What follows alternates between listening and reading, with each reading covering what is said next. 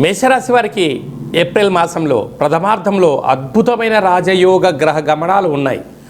ఇలాంటి కాల సమయంలో ఎన్నడూ లేనటువంటి విధంగా ఈ సంవత్సరము ఆదాయ వ్యయాలు కూడా చాలా అద్భుతంగా ఉన్నాయి.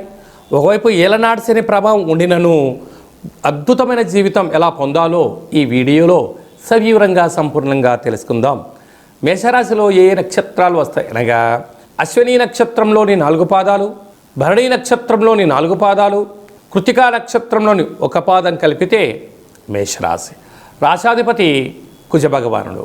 ఏడాది తర్వాత శుక్ర భగవానుడు రాశిలోనే సంచారం చేయడం వలన నూతన వస్త్రాలు, బంగారు ఆభరణాలు, తీర్థయాత్ర కార్యక్రమాలు, బంధుమిత్రు స్నేహితులతో ఆనందకరమైన జీవితాన్ని పొందబోతున్నాడు. ఎన్నడూ లేనటువంటి విధంగా విశేషమైనటువంటి ఏకాదశి స్థానంలో త్రిగ్రహ సంచార స్థితి. ఏడాది తర్వాత రవి భగవానుడు మీనరాశిలో శని భగవానుడితో సంచారం చేస్తున్నాడు కనుక మేషరాశి వారు తప్పక పాటించాల్సిన మొదటి అంశం ఏమిటనగా మీ జన్మ నక్షత్రం రోజున పూర్ణిమ, అమావాస్య తిథుల యందున, అష్టమి తిథి యందున ముఖ్యమైన పనులు మాత్రం ఆచరించవద్దు.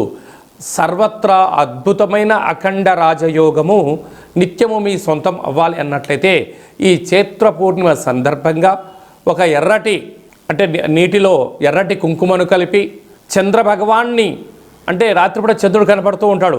ఈ నీటిలో చూసి ఆ యొక్క తిలకాన్ని మీరు బొట్టు పెట్టుకోగలిగినట్లయితే ఈ శని దోషం తొలగి ఐశ్వర్యం కలుగుతుందని చెప్పి గమనించాలి. మీ యొక్క వ్యక్తిగత జాతకం తెలుసుకోవాలనుకుంటున్నారా?